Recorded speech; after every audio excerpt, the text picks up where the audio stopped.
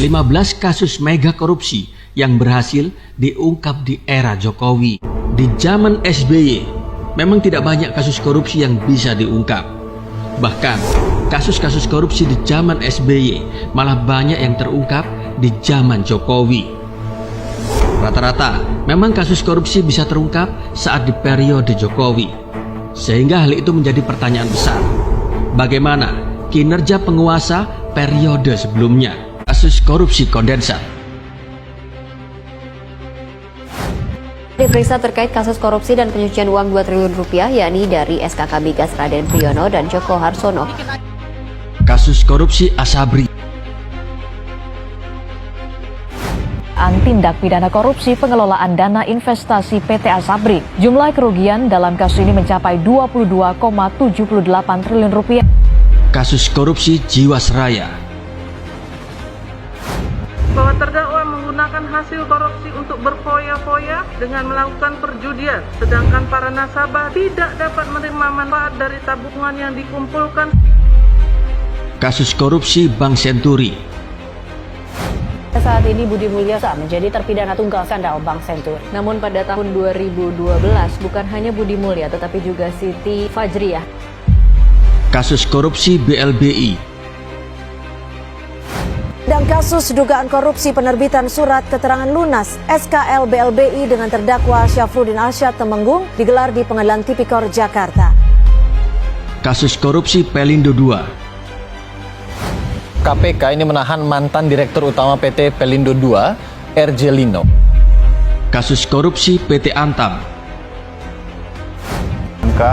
Terduga korupsi di PT Antam pada Rabu malam. Salah satunya adalah mantan Direktur Utama PT Antam.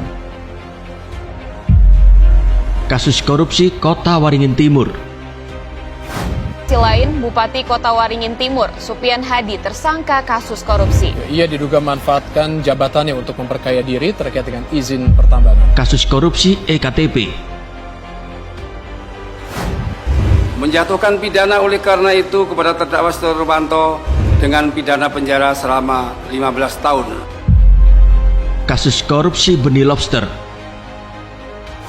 Menteri Kelautan dan Perikanan Edi Prabowo menjalani sidang putusan perkara dugaan suap izin ekspor benih lobster.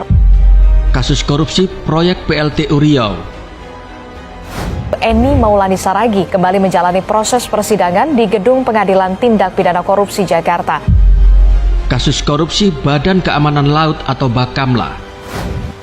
KPK menetapkan 3 tersangka baru dalam kasus suap pengadaan satelit monitoring di Badan Keamanan Laut. Kasus korupsi pengadaan mesin Airbus di PT Garuda Indonesia. Penuntut Umum KPK mendakwa Emir Syah menerima uang suap dari mantan Dirut PT Mugi Rekso Abadi. Kasus korupsi Bansos. Juliari Batubara dituntut 11 tahun penjara atas suap yang diterimanya dalam proyek Bansos COVID-19. Kasus korupsi BPJS Tenaga Kerja. Kepala Pusat Penerangan Hukum Kejagung Leonard Ebenezer Simanjuntak akan memeriksa 20 orang saksi atas dugaan korupsi BPJS Ketenagakerjaan.